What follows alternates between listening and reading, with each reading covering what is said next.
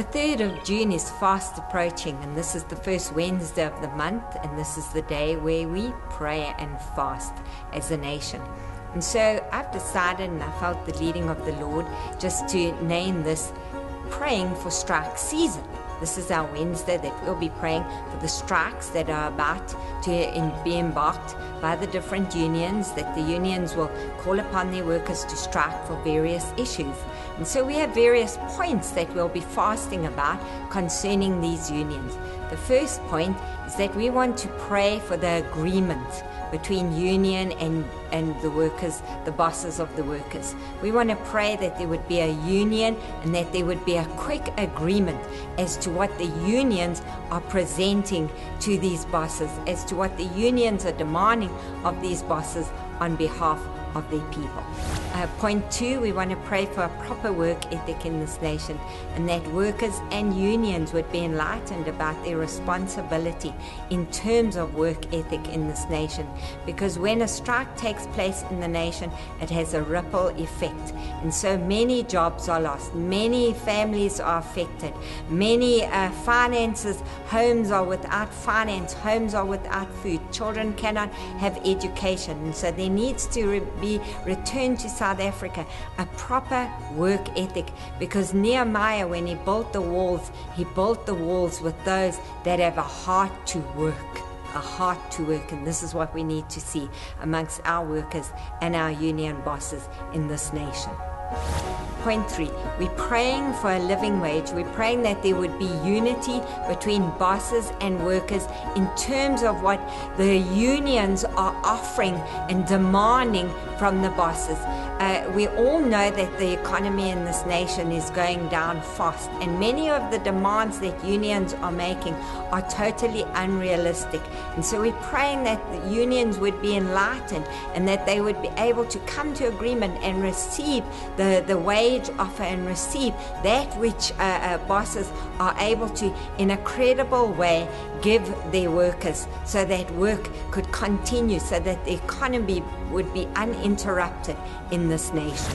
Okay, point 4, we're praying for a complete turnaround in the order and the structure of the unions in this nation, particularly concerning union bosses, because many of them are very greedy, many of them are self-centered, and many of them are only serving the union and not serving their people. And so we're wanting and we're trusting God that through our prayers that unrighteous and unethical men that are serving these unions would be removed, and that God would replace them with those that have a heart to serve their workers and to serve the union with upright and righteous motives. Point 5, we're praying that the Labour Court would really be empowered, that they would be able to pass legislation in this nation concerning strikers when they resort to violence, that some kind of legislation would be passed, that there would be order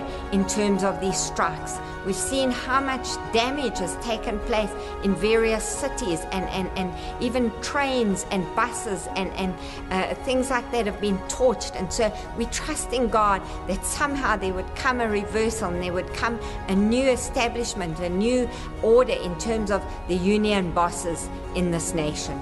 And then point 6, we're thanking God already for what He's done concerning the unions.